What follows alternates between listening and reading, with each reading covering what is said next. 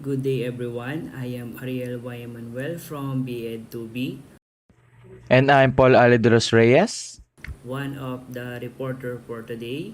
And our topic is all about locutionary, illocutionary, and perlocutionary forces of sentences and possible implicature.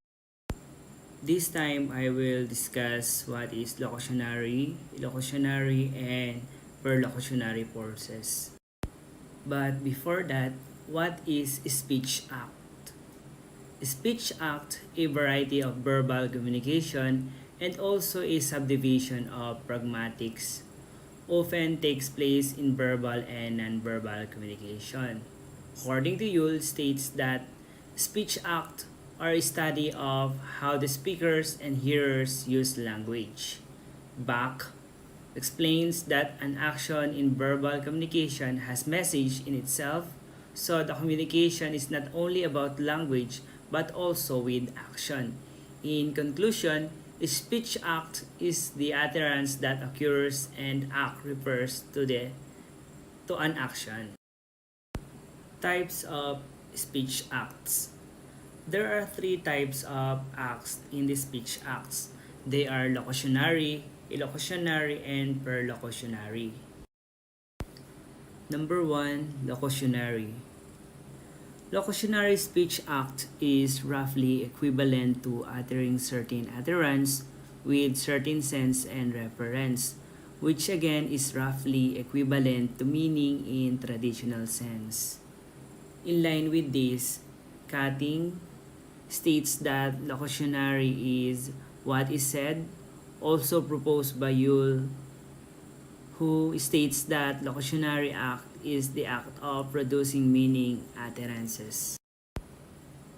The example of the locutionary speech act can be seen in the following sentences. Number 1, it's so dark in this room. Number 2, the box is heavy.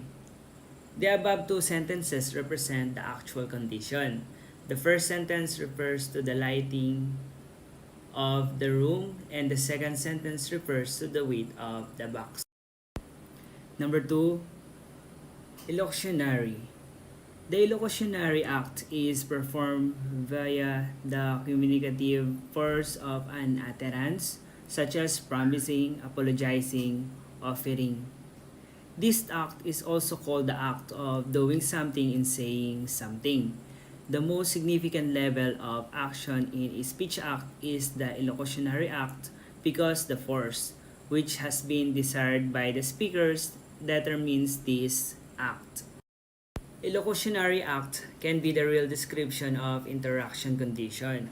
For example, number 1, it's so dark in this room. Number 2, the box is heavy.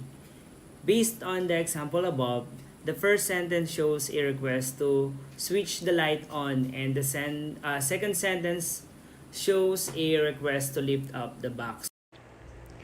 And lastly, for number 3, perlocutionary.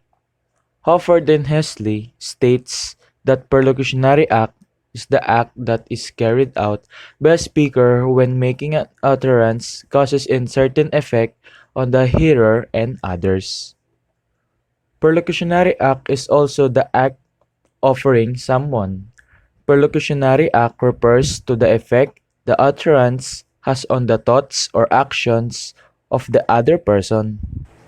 A perlocutionary act is specified to the circumstances of issuance and is therefore not conventionally achieved just by uttering that particular utterance, and includes all those effects, intended or unintended, often indeterminate, that some particular utterance in a particular situation cause.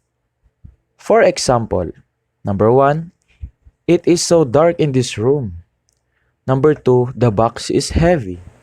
Based on the example, it can be inferred that the first sentence is uttered by someone while switching the light on, and the second sentence is done by someone while lifting up the box. And that's all our report. Thank you for listening. Stay safe and God bless.